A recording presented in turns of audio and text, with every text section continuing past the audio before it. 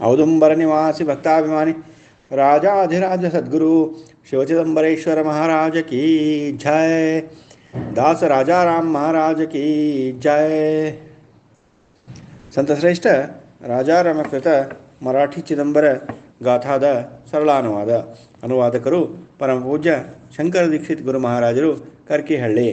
ಅಧ್ಯಾಯ 32. ನರಸಿಂಹ ರೂಪ.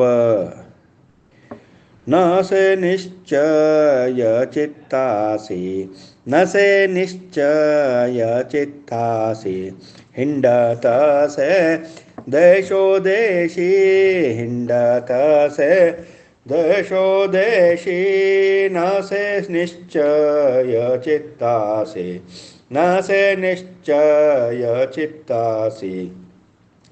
तीर्थक्षेत्र देवापासी, तीर्थक्षेत्र देवापासी, तेथे राहे अहर्निशि, तेथे राहे अहर्निशि, न से निश्चय चित्तासि, न से निश्चय चित्तासि.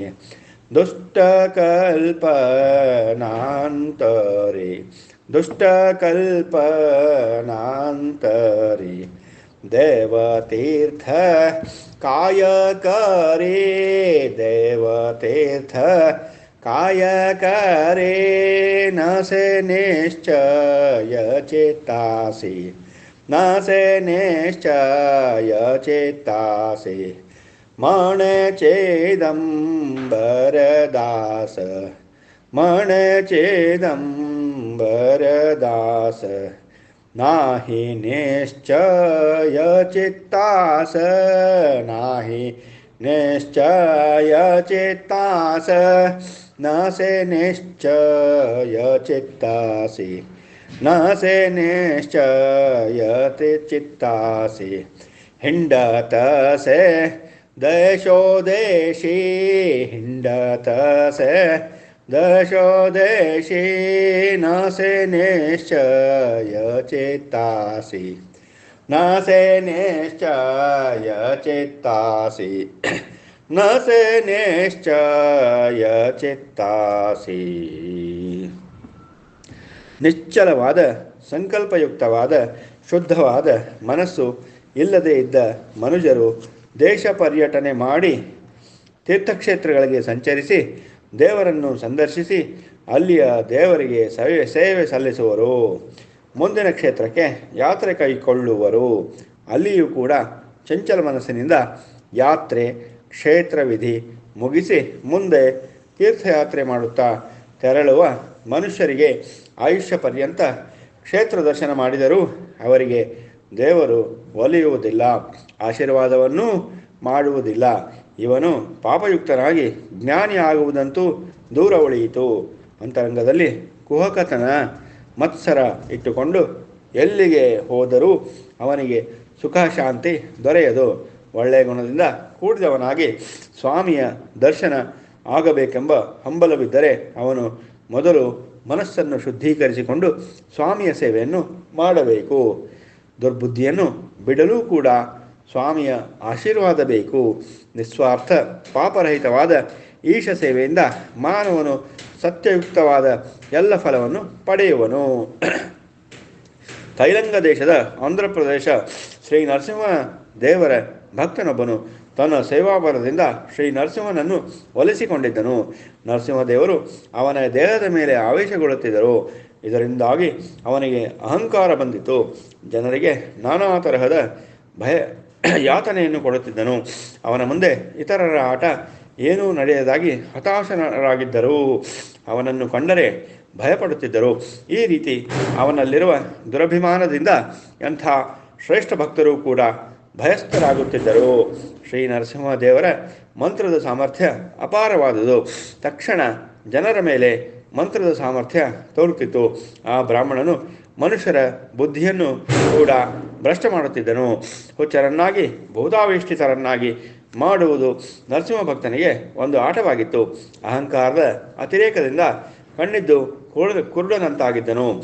ಈ ಸಮಯದಲ್ಲಿ ಶ್ರೀ ಚಿದಂಬರ ಸ್ವಾಮಿಗಳ ಕೀರ್ತಿ ದೇಶದ ಬಹುಭಾಗದಲ್ಲಿ ಪಸರಿಸಿತ್ತು. ನರಸಿಂಹ ಭಕ್ತನು ಕೂಡ ಅವರ ಕೀರ್ತಿಯನ್ನು ಕೇಳಿದ್ದನು ಮತ್ತು ಇವನಿಂದ ಒಮ್ಮೆ ತನಗೆ ಗಂಡಾಂತರವಿದೆ ಎಂದು ಕಳವಳ ಪಡೆದಿದ್ದನು. ಒಮ್ಮೊಮ್ಮೆ ಈ ಕಲಿಯುಗದಲ್ಲಿ ಪೃಥ್ವಿಯ ಮೇಲೆ ಪರಮೇಶ್ವರನು ಹೇಗೆ ಅವತಾರ ಮಾಡುವನು? ಸಾಧ್ಯವೇ ಇಲ್ಲ. ಇದು ಸಾಮಾನ್ಯ ವಿಷಯವೂ ಅಲ್ಲ. ಚಿದಂಬರನು ದೇವರೆಂದು ಹೇಗೆ ತಿಳಿಯಬೇಕು? ಕಲಿಯುಗದಲ್ಲಿ ದೇವರೆಂದು ನಾಟಕವಾಡಿ ಜನರನ್ನು ಮೋಸಗೊಳಿಸುವ ಅನೇಕ ನಾಟಕಕಾರರು ಆಗಿ ಹೋಗುತ್ತಿರುವರು. ಅಂಥವರಲ್ಲಿ ಇವನೂ ಒಬ್ಬನು. ಇವನನ್ನು ಪರೀಕ್ಷಿಸಿ ನೋಡಬೇಕು ಎಂದು ಕ್ರೋಧದಿಂದ ಅಹಂಕಾರ ಮತದಿಂದ ಮಾತನಾಡುತ್ತಿದ್ದ. ಆಗ ಪುಣೆಯಲ್ಲಿ ಶ್ರೀಮಂತ ಮಂತಂದವರು ರಾಜ್ಯವಾಳುತ್ತಿದ್ದರು. ಅವರು ಬಹು ವಿಸ್ತಾರವಾದ ರಾಜ್ಯ ಬೆಳೆಸಿದ್ದರು. ಪೇಶ್ವೆಯ ಮನೆತನ. ನರಸಿಂಹ ಭಕ್ತನು ರಾಜಸ್ಥಾನದಲ್ಲಿ ಕೆಲ ದಿನ ಇದ್ದು ತನ್ನ ಕಾರ್ಯಗಳನ್ನು ಮುಗಿಸಿಕೊಂಡು ಬರುವ ಉದ್ದೇಶದಿಂದ ತನ್ನ ಗ್ರಾಮದಿಂದ ಸಂಚಾರ ಕೈಗೊಂಡನು. ಅಹಂಕಾರದಿಂದ ಕೂಡಿದ ಇವನು ಚಿದಂಬರನು ಅವತಾರಿ ಪುರುಷನೆಂದು ಹೇಗೆ ಹೇಳುವನು? ದುಷ್ಟ ಜನರಿಗೆ ದೇವರು ಹಾಗೆಯಾಗಿರುತ್ತಾನೆ. ಗಜರಾಜನಿಗೆ ಸಿಂಹ ಸ್ವಪ್ನ ಇದ್ದಂತೆ. ಹೀಗಿದ್ದು ಚಿದಂಬರನು ಅವತಾರ ಪುರುಷನೆಂದು ಹೇಳುವರಲ್ಲ, ಹೇಗೆ? ಅವನನ್ನು ಪರೀಕ್ಷಿಸುವುದು ಎಂತು ಎಂಬ ಆಲೋಚನೆಯನ್ನು ಅವನು ಸದಾ ಮಾಡುತ್ತಿದ್ದನು. ಅವನ ಕೀರ್ತಿಯು ದೇಶದ ಮೂಲೆ ಮೂಲೆಯಲ್ಲಿ ಪಸರಿಸಿದೆ. ಅವನು ವಾಸ ಮಾಡುತ್ತಿದ್ದ ಗ್ರಾಮದ ಮೇಲಿಂದ ಹಾದು ಹೋಗೋಣ, ಇಲ್ಲವಾದರೆ ಅವನ ಕೀರ್ತಿ ಇನ್ನಷ್ಟು ಪಸರಿಸಿ ಉಳಿದ ದೇವರ ಭಕ್ತರು ನಿರ್ನಾಮ ಆಗುವ ಸಂಭವ ಇದೆ ಎಂದು ವಿಚಾರ ಮಾಡುತ್ತಾ ತನ್ನ ಉಪಾಸನಾ ದೇವನನ್ನು ಸಹ ಮರೆತು ಬಿಟ್ಟಿದ್ದನು. ಮುರುಗೋಡು ಸಮೀಪಿಸಿತು. ಈ ಚಿದಂಬರನು ನನ್ನ ಮುಂದೆ ಕಪ್ಪದಾರ್ಥ. ಕ್ಷಣಾರ್ಧದಲ್ಲಿ ಆತನನ್ನು ಹುಚ್ಚನನ್ನಾಗಿ ಮಾಡುವೆ. ನನ್ನ ಮುಂದೆ ನಿಲ್ಲಲು ಯಾರಿಗೂ ಶಕ್ಯವಿಲ್ಲ. ನರಸಿಂಹ ಮಂತ್ರದ ಮಹಿಮೆ ಅವನಿಗೇನು ಗೊತ್ತು? ಅದರಲ್ಲಿ ಅಪಾರ ಶಕ್ತಿ ಅಡಗಿದೆ. ಬಡ ವೈದಿಕ ಬ್ರಾಹ್ಮಣನಾದ ಚಿದಂಬರನು ಏನು ಮಹಾಶಕ್ತಿ ಎಂದು ಅವನು ಮನದಲ್ಲಿ ವಿಚಾರಿಸುತ್ತಲೇ ಇದ್ದನು. ಮುರುಗೋಡಕ್ಕೆ ಬಂದು ತಲುಪಿದನು. ಗ್ರಾಮವಾಸಿಗಳನ್ನು ಚಿದಂಬರನ ಮನೆಯನ್ನು ವಿಚಾರಿಸಿ ತಿಳಿದುಕೊಂಡು ಬಹು ವೇಗವಾಗಿ ಸ್ವಾಮಿಯ ಬಳಿಗೆ ಬರುವ ತವಕದಿಂದ ಬೇಗ ಬೇಗ ಹೆಜ್ಜೆ ಹಾಕತೊಡಗಿದನು. ದ್ವಾರಪಾಲಕರು ಅವನನ್ನು ನಿಲ್ಲಿಸಿದರು. ಪರವಾನಿಗೆ ಮಾರ್ಗ ಕಾಯುತ್ತಾ ನಿಂತುಕೊಂಡನು.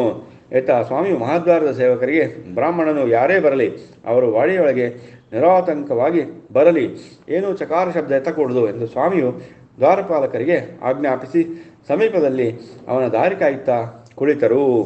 ತೈಲಂಗ ಬ್ರಾಹ್ಮಣನು ನರಸಿಂಹನ ಅನುಗ್ರಹದಿಂದ ಉನ್ಮತ್ತನಾಗಿ ಒಳಗೆ ಬರುವಷ್ಟರಲ್ಲಿ ಸ್ವಾಮಿಯು ಭಯಂಕರವಾದ ಉಗ್ರ ನರಸಿಂಹ ರೂಪ ಧಾರಣ ಮಾಡಿಕೊಂಡು ಅವನು ಬರುವ ಮಾರ್ಗದ ಮುಂದೆ ನಿಂತಿದ್ದರು. ಬ್ರಾಹ್ಮಣನು ನೋಡುತ್ತಾನೆ, ತನ್ನ ಉಪಾಸನಾ ದೇವರಾದ ನರಸಿಂಹನು ಎದುರಿಗೆ ನಿಂತು ಬಿಟ್ಟಿದ್ದಾನೆ. ಅವನು ಕಣ್ಣು ಒರೆಸಿಕೊಂಡು ನೋಡಿದನು. ಪ್ರತ್ಯಕ್ಷ ನರಸಿಂಹದೇವರು. ಕಣ್ಣು ಪಿಳಕಿಸಿ ಮತ್ತೆ ನೋಡಲು ಚಿದಂಬರನು ನರಸಿಂಹದೇವರಾಗಿ ಕಾಣಲು ಬ್ರಾಹ್ಮಣನು ಹತಗರ್ವಿತನಾದನು. ವಿಪ್ರನು ದಾರಿಯಲ್ಲಿ ವಿಚಾರಿಸುತ್ತಾ ಬಂದ ಅಹಂಕಾರವೆಲ್ಲ ತನ್ನಷ್ಟಕ್ಕೆ ತಾನೇ ಮಾಯವಾಯಿತು. ಅವನಿಗೆ ಎಂದೂ ಬಾರದಷ್ಟು ಭಯ ಬಂದಿದೆ. ಮುಂದೇನಾಗುವುದೋ ಎಂದು ಭಯಭೀತನಾಗಿದ್ದಾನೆ. ತಕ್ಷಣ ಲೋಟಾಂಗಣ ಹಾಕುತ್ತಾ ಸ್ವಾಮಿಯ ಹತ್ತಿರ ಬಂದನು. ನನ್ನ ಸ್ವಾಮಿಯು ಈವರೆಗೆ ಸ್ವಪ್ನದಲ್ಲಿಯೂ ಭೇಟಿ ಕೊಟ್ಟಿರಲಿಲ್ಲ.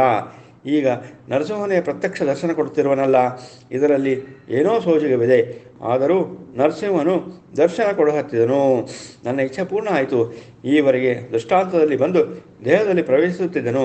ನನಗೆ ಬೇಕಾದದ್ದು ಅವನ ಪ್ರತ್ಯಕ್ಷ ದರ್ಶನ. ಚಿದಂಬರನ ಪರೀಕ್ಷೆ ಮಾಡಲು ಬಂದ ನನಗೆ ಸ್ವಾಮಿ ನರಸಿಂಹನ ಪ್ರತ್ಯಕ್ಷ ದರ್ಶನವಾಯಿತು ಎಂದು ಬ್ರಾಹ್ಮಣನು ಸ್ವಾಮಿಗೆ ಪುನಃ ನಮಸ್ಕರಿಸಿದನು. ಸ್ವಾಮಿಯು ಅವನನ್ನು ಎಬ್ಬಿಸಲು ವಿಪ್ರನು ಥರಥರ ನಡುಗ ಹತ್ತಿದನು. ಕೂಡಲೇ ಎದ್ದು ಕೈ ಜೋಡಿಸಿ ಸ್ವಾಮಿಯನ್ನು ಸ್ತುತಿಸತೊಡಗಿದನು. ಆನಂದಾಶ್ರುಗಳು ನೇತ್ರದಿಂದ ಹೊರಹೊಮ್ಮಿದವು. ಚಿದಂಬರ, ನಾನು ಅಪರಾಧಿ. ನನಗೆ ಎಂದೂ ಕ್ಷಮೆ ಮಾಡಬಾರದು. ನಾನು ನಿನ್ನನ್ನು ಸಾಮಾನ್ಯ ಜನರಿಗಿಂತ ಕಡಿಮೆ ಎಂದು ತಿಳಿದುಕೊಂಡು ಮಹಾಸೊಕ್ಕಿನಿಂದ ಅಪಮಾನಕಾರಕ ಮಾತುಗಳನ್ನು ಆಡಿದೆ. ಮರ್ಯಾದೆಯ ಕಡೆಗೆ ಲಕ್ಷ್ಯಗೊಡದೆ ನಿಂದಿಸಿದೆ. ನೀನು ರೂಪ ಧಾರಣ ಮಾಡಿದ ನಿರ್ಗುಣ ಪರಮಾತ್ಮನಿರುವಿ. ನಾನು ಎಂತಹ ಮೂರ್ಖನು.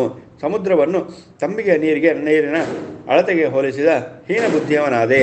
ಹೀಗಿದ್ದು ನೀನು ದಯಾಂತಕರಣದಿಂದ ನನ್ನನ್ನು ನೋಡಿ ಕ್ಷಮೆ ಮಾಡಿರುವಿ. ಎಂತಹ ದಯಾಂತಕರಣ ಹೃದಯ ನಿನ್ನದು. ನನ್ನಷ್ಟಕ್ಕೆ ನಾನೇ ಜೀವತ್ಯಾಗ ಮಾಡಬೇಕೆಂದು ಅನ್ನಿಸುವುದು. ನಿನ್ನದು ಅಂತಃಕರಣ ಹೃದಯ, ನನ್ನದು ನೀಚ ಹೃದಯ.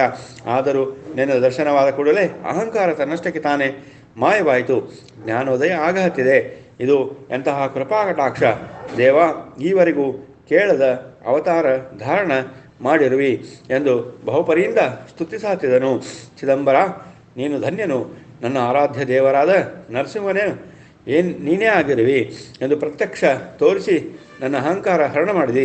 ಆದರೂ ಚಿದಂಬರ, ನೀನು ಬಡ ಬ್ರಾಹ್ಮಣನಾಗಿ ತೋರುವಿ, ಆದರೆ ಅತಿ ಶ್ರೇಷ್ಠ ಅವತಾರಿಕನಾಗಿರುವಿ. ಬಡ ಬ್ರಾಹ್ಮಣನ ವೇಷದಿಂದ ಜನರಿಗೆ ಭ್ರಾಂತಿ ಹಚ್ಚಿರುವಿ. ನೀನು 14 ಲೋಕಕ್ಕೆ ಒಡೆಯನಾಗಿರುವಿ ಎಂದು ಸ್ತುತಿಗೈಯುತ್ತಾ ನಮಸ್ಕರಿಸಿದನು. ಆಗ ಸ್ವಾಮಿಯು, ನೀನು ಶ್ರೇಷ್ಠ ಭಕ್ತನಿರುವಿ ಎಂದು ಸನ್ಮಾನ ಮಾಡಿ ತನ್ನ ಪಂಕ್ತಿಯಲ್ಲಿಯೇ ಭೋಜನಕ್ಕೆ ಕೂಡಿಸಿಕೊಂಡು ಸಹಭೋಜನ ಮಾಡಿದರು.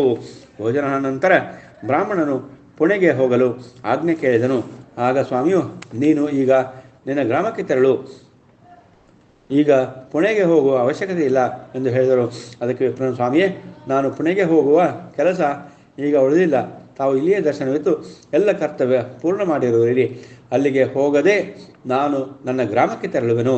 ಸ್ವಾಮಿ, ಬಡವ ಬಲ್ಲಿದರೆಂಬ ಭೇದ ಭಾವವನ್ನು ಮಾಡದೆ ಸಮಭಾವದಿಂದ ಆಶೀರ್ವದಿಸಿ ಅವರವರ ಮನೋಕಾಮನೆಯನ್ನು ಪೂರ್ತಿ ಮಾಡುವಿರಿ. ನಿನ್ನ ಆಜ್ಞೆಯೇ ನನಗೆ ಶಿರಸಾಮಾನ್ಯ.